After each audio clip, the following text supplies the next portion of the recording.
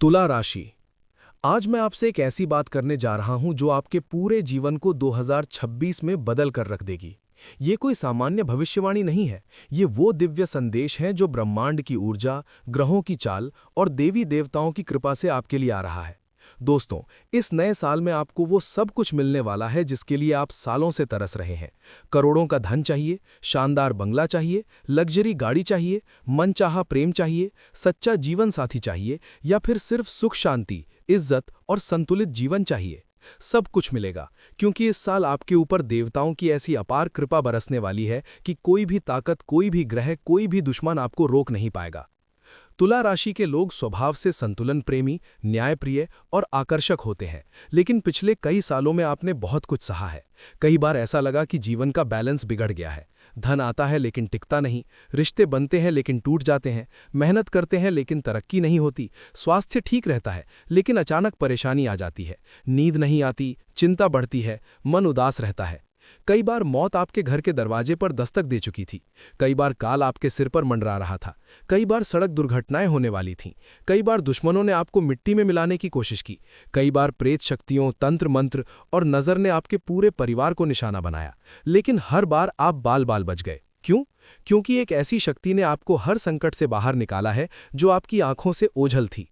ये शक्ति कोई दूर की नहीं, बल्कि आपके घर में ही रहती है। ये आपके कुल देवता और पितृ देवता की शक्ति है। लेकिन अफसोस की बात यह है कि आपकी कुछ गलतियों के कारण ये देवता अब आपसे रूठे हुए हैं। जब कोई देवता रूठ जाता है तो जीवन में हर तरफ से मुसीबतें शुरू हो जाती हैं।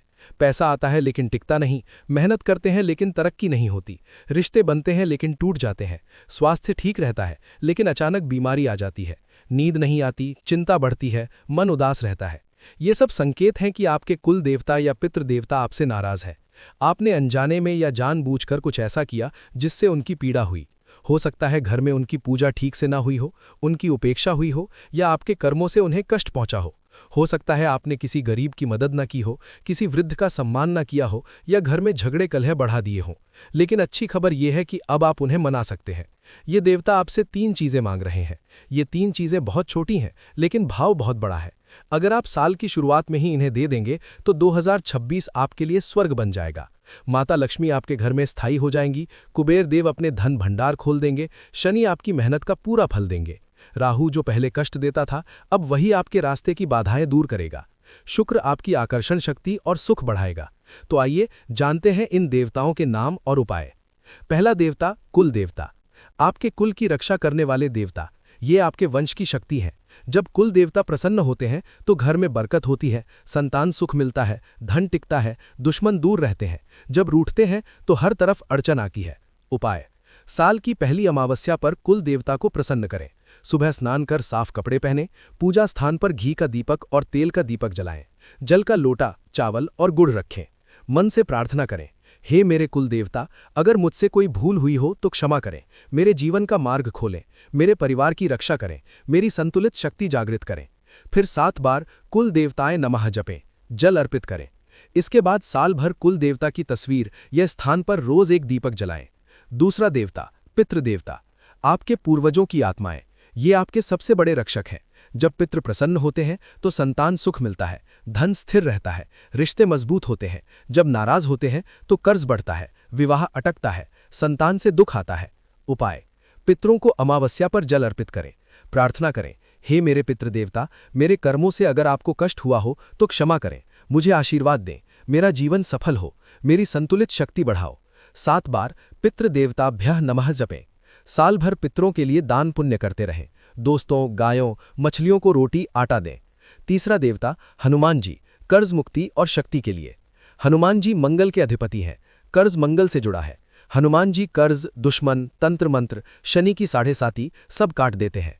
उपाय: साल के पहले मंगलवार से 11 मंगलवार तक सुबह स्नान कर हनुमान मंदिर जाएं, सिंदूर, चमेली तेल, लाल फूल चढ़ाएं, हनुमान चालीसा पढ़ें, 108 बार ओम नमो भगवते हनुमते नमः जपें।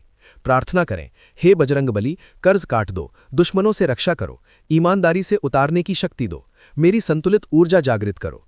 झूठ, शराब, स्त्री अपमान, बेईमानी से दूर रहें। हनुमान जी की कृपा से आपकी हिम्मत लौटेगी, कर्ज उतरेगा, दुश्मन भागेंगे।